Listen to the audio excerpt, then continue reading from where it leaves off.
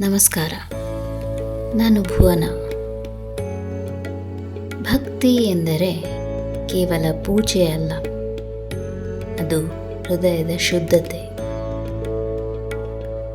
ಒಮ್ಮೆ ಹೃದಯದಿಂದ ದೇವರನ್ನು ಕರೆ, ಅವರು ದೂರದಿಂದಲೂ ಕೇಳುತ್ತಾರೆ.